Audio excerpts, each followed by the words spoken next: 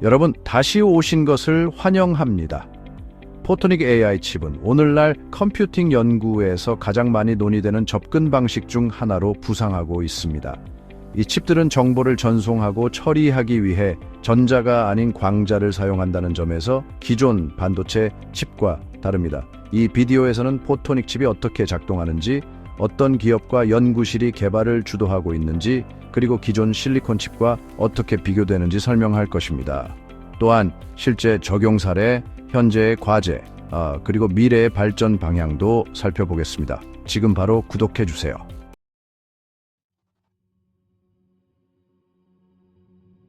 포토닉 칩의 원리는 구리나 실리콘 상호 연결을 광 도파관으로 대체하는 것에서 시작됩니다.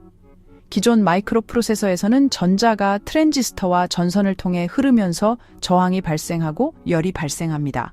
반면 포토닉 칩은 기판에 새겨진 나노미터 크기의 도파관을 통해 빛 펄스를 전송합니다.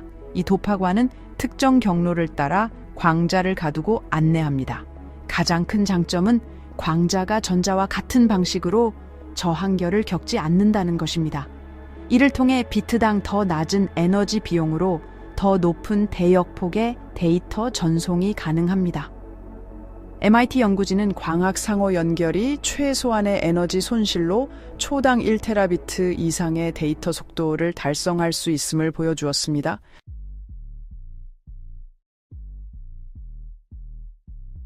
포토닉 칩의 스위칭 및 논리 연산은 변조기, 공진기, 그리고 비선형 광학 재료를 사용하여 이루어집니다. 광변조기는 빛이 통과할 때 위상, 진폭 또는 주파수를 변경하여 데이터를 인코딩합니다. 마치 빛의 속성을 조절하여 정보를 담는 것과 같습니다.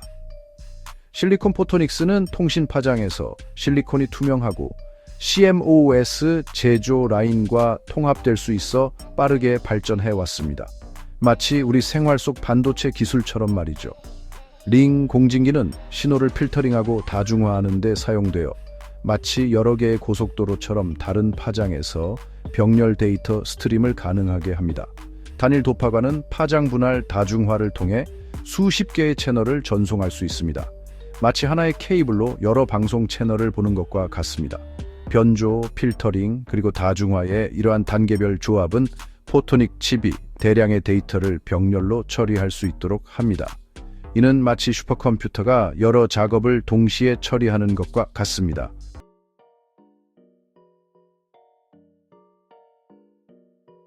인텔과 IBM은 실리콘 포토닉스 연구에 막대한 투자를 해왔습니다. 인텔은 프로세서에 직접 완전한 광통신 시스템을 형성하는 변조기 및 감지기와 통합된 온칩 레이저를 시연했습니다. IBM은 빛의 간섭 패턴을 사용하여 신경망 작업을 가속화하는 포토닉 텐서 코어를 설명하는 연구를 네이처 포토닉스에 발표했습니다. 이러한 텐서 코어는 광학의 본질적인 병렬성을 활용하여 입력 벡터를 동시에 곱하고 합산합니다. 대조적으로 기존 GPU는 수천 개의 전자 코어가 병렬로 작동하지만 메모리 병목 현상으로 인해 제약을 받습니다. 광학적 접근 방식은 대역폭 제한을 우회하는 직접적인 방법을 제공합니다.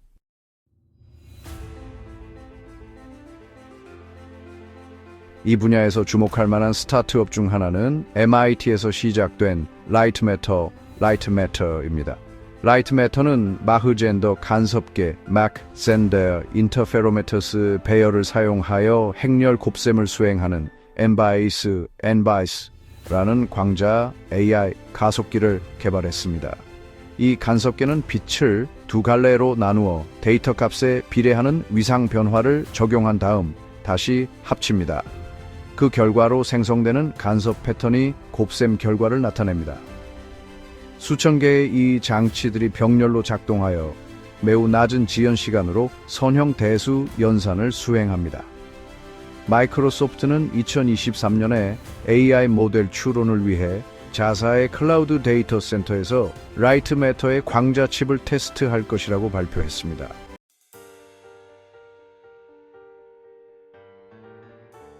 또 다른 회사로는 MIT 연구에서 시작된 라이트 엘리전스가 있습니다.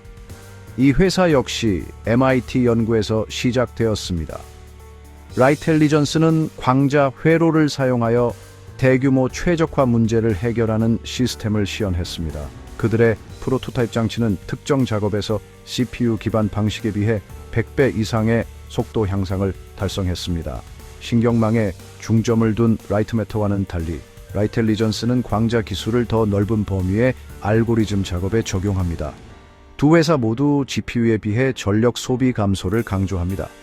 IEEE 스펙트럼에 따르면 광자 칩은 초당 수조회의 곱셈 덧셈 연산을 수행할 수 있습니다. 이는 엔비디아 A100 GPU 전력의 극히 일부만을 소비하는 수준입니다.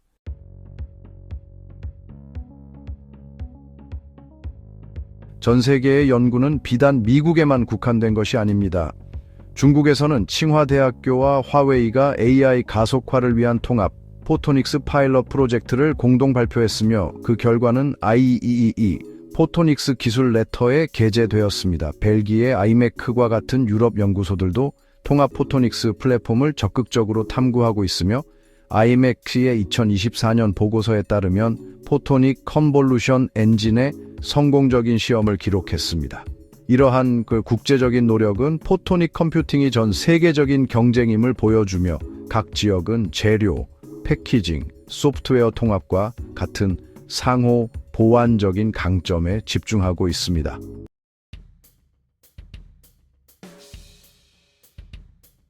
옥스퍼드 대학교와 막스 플랑크 연구소의 연구진은 색다른 접근 방식을 취했습니다. 상변화 화합물과 같은 신소재를 광자 회로와 결합한 것이죠. 게르마늄 안티몬 텔룰라이드와 같은 이 소재들은 제어된 빛의 펄스에 따라 비정질 상태와 결정질 상태 사이를 오갑니다. 광학적 특성이 그에 따라 변하며 신경망의 가중치를 칩에 직접 저장할 수 있게 해줍니다. 이는 비휘발성 광자 메모리를 구현합니다. 사이언스 어드밴스에 발표된 실험에서 연구진은 이 소재들을 사용하여 시냅스와 같은 동작을 구현했습니다. 이는 빛으로만 구성된 뉴로모픽 아키텍처에 한 걸음 더 다가선 것입니다.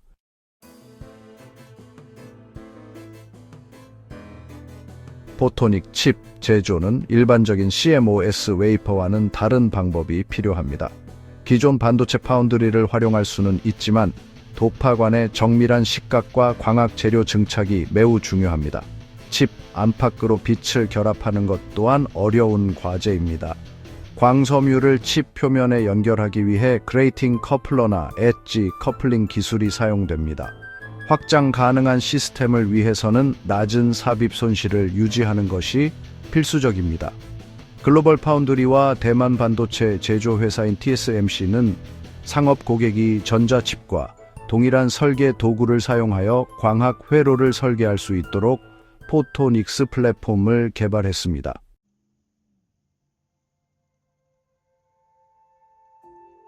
유럽연합 집행위원회는 호라이즌 유럽 프로그램을 통해 실리콘 포토닉스 발전을 위한 여러 프로젝트에 자금을 지원해왔습니다.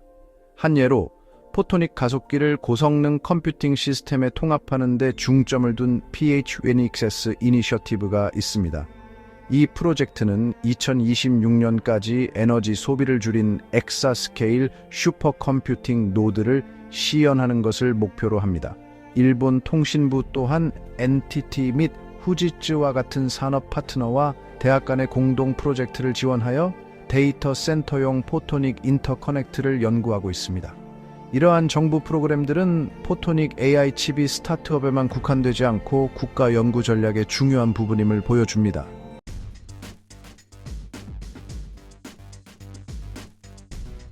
광자 AI 칩이 기존 GPU와 어떻게 다른지 이해하려면 신경망 훈련 과정을 단계별로 살펴보는 것이 좋습니다.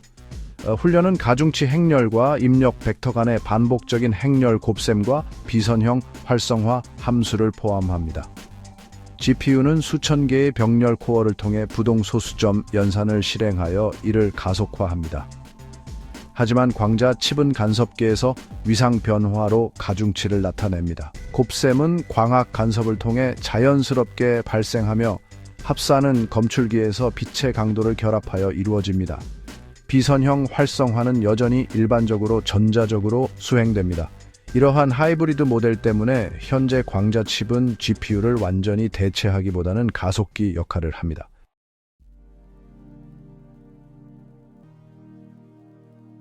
엔비디아와 아야 랩스의 협력 사례를 살펴보겠습니다. 아야 랩스는 전기 트랜시버를 광자 연결로 대체하는 광학 I/O 기술을 전문으로 합니다. 2022년 엔비디아는 아야 랩스의 광학 링크를 자사 GPU에 통합하여 프로세서 간 초당 15테라비트 이상의 데이터 전송 속도를 시연했습니다. 이 실험은 광자 기술이 연산 자체가 아닌 상호 연결 병목 현상에 먼저 적용되는 과도기적인 단계를 보여줍니다. 데이터 센터 에너지 소비에서 상호 연결이 차지하는 비중이 점점 커짐에 따라 광학 링크로의 전환은 광자 기술의 실용적인 배치를 의미합니다.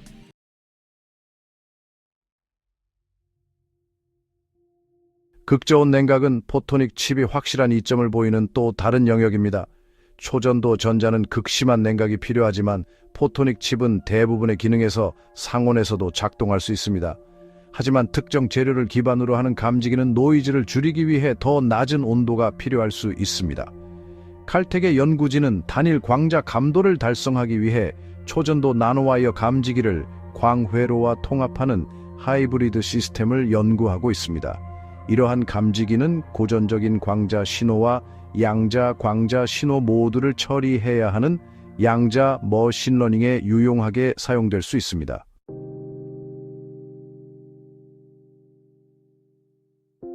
양자 포토닉스는 관련이 있지만 명확히 다릅니다. 캐나다의 제나두, 사나두와 같은 회사들, 그리고 미국의 푸사이 퀀텀, PC 퀀툼은 광자 큐비트를 사용하여 양자 컴퓨팅을 연구하고 있습니다.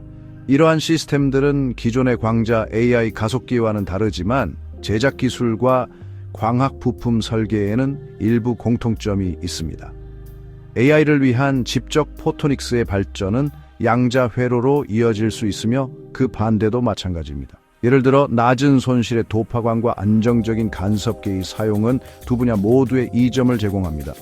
네이처 나노테크놀로지에 실린 논문들은 고전 포토닉스와 양자 포토닉스 그룹 간의 상호 교류를 보고했습니다.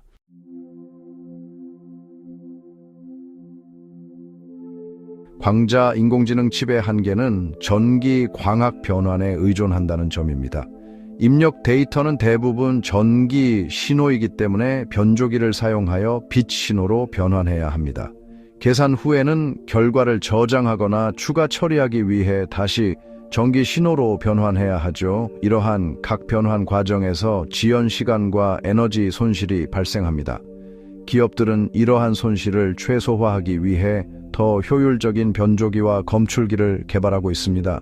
라이트매터는 여러 가속기 간의 광자 인터커넥트 역할을 하는 PASSAGE라는 기술을 선보였습니다. 이 기술은 데이터를 더 오랫동안 광학 도메인에 유지하여 반복적인 변환의 필요성을 줄여줍니다.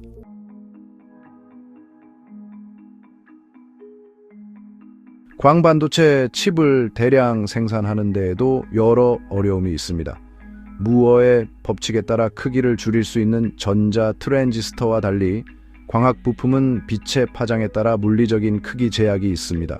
이로 인해 광회로의 밀도가 제한됩니다. 파장 분할 다중화와 같은 기술이 이러한 제약을 일부 극복하지만 트랜지스터의 밀도에는 미치지 못할 것입니다. 따라서 선형 대수 연산에는 광학 기술을 사용하고 제어 및 메모리에는 전자 기술을 결합한 하이브리드 아키텍처가 필요할 것으로 예상됩니다.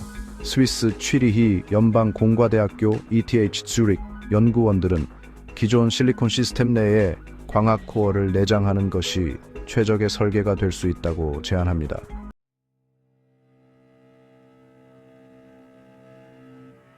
또 다른 요인은 제조 비용입니다.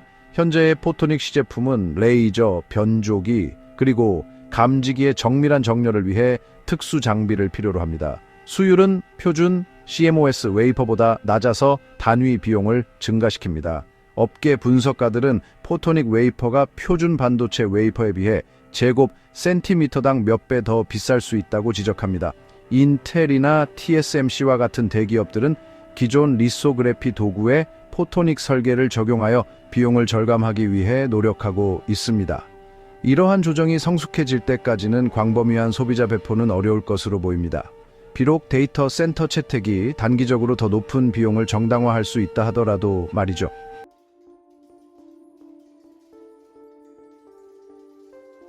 여러 어려움에도 불구하고 가까운 미래에 포토닉 칩의 활용 가능성은 매우 큽니다. 구글이나 마이크로소프트 같은 기업들이 운영하는 데이터 센터는 AI 작업으로 인해 에너지 비용이 점점 증가하는 문제에 직면해 있습니다. 추론 작업에 포토닉 가속기를 배치하면 운영 비용을 상당히 절감할 수 있습니다. 예를 들어 포토닉 추론 엔진은 대규모 언어 모델 쿼리에 대해 더 낮은 지연 시간과 적은 전력 소비로 응답할 수 있습니다. 추론은 학습보다 예측 가능하고 반복적인 경우가 많아 초기 도입에 적합합니다. 업계 분석가들은 2026년까지 클라우드 환경에서 포토닉 가속기의 제한적인 상업적 배치가 이루어질 것으로 예상하고 있습니다.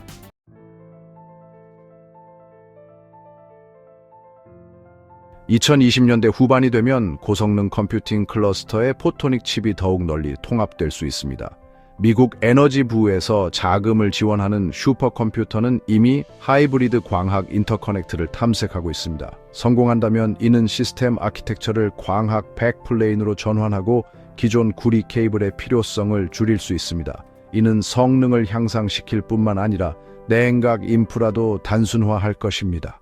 IEEE 컨퍼런스 보고서에 따르면 프로토타입은 지속적인 작업 부하에서 신뢰성을 검증하기 위해 국립연구소에서 테스트되고 있습니다.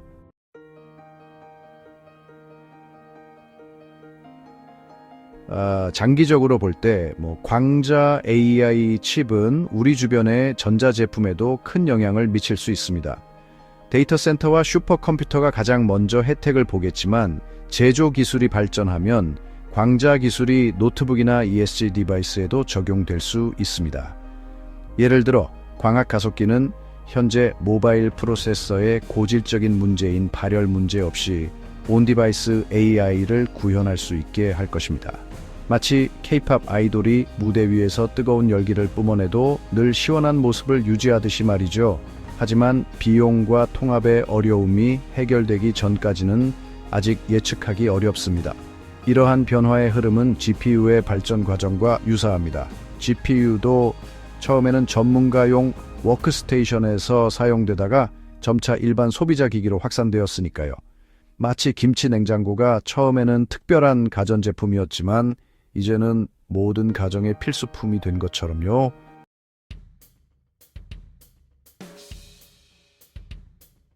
연구원들은 포토닉스의 기초과학을 계속해서 발전시키고 있습니다. 절연막 위에 리튬 나이오베이트와 같은 재료의 발전은 낮은 구동 전압으로 고성능 변조기를 가능하게 합니다. 3,5족 반도체와 실리콘의 통합은 효율적인 온칩 레이저를 제공합니다. 이러한 점진적인 발전은 실제 적용에 필수적입니다. 옵티카 및 Applied Physics Letters와 같은 학술지는 이러한 분야의 최신 진행 상황을 정기적으로 발표하고 있습니다. 각각의 발전은 포토닉 AI 칩을 상업적 실현 가능성에 더 가깝게 만듭니다.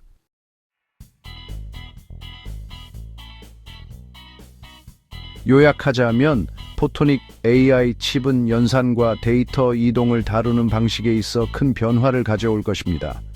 전자가 아닌 빛을 사용함으로써 에너지 손실을 줄이고 대역폭을 늘리며 병렬성을 활용할 수 있습니다. 인텔, IBM, 라이트매터, 라이텔리전스, IR랩스 같은 회사들이 선두에 서 있고 MIT, 옥스퍼드, ETH, 취리히와 같은 대학들의 연구가 이를 뒷받침하고 있습니다. 또한 미국, 유럽, 일본 정부의 프로그램들도 함께하고 있습니다. 규모 확장, 통합, 비용 문제 등 여러 과제가 남아있지만 현재의 발전 추세를 보면 이번 10년이 끝나기 전에 특정 분야에서 실질적인 적용이 이루어질 것으로 예상됩니다. 시청해 주셔서 대단히 감사합니다. 좋아요와 구독 부탁드립니다.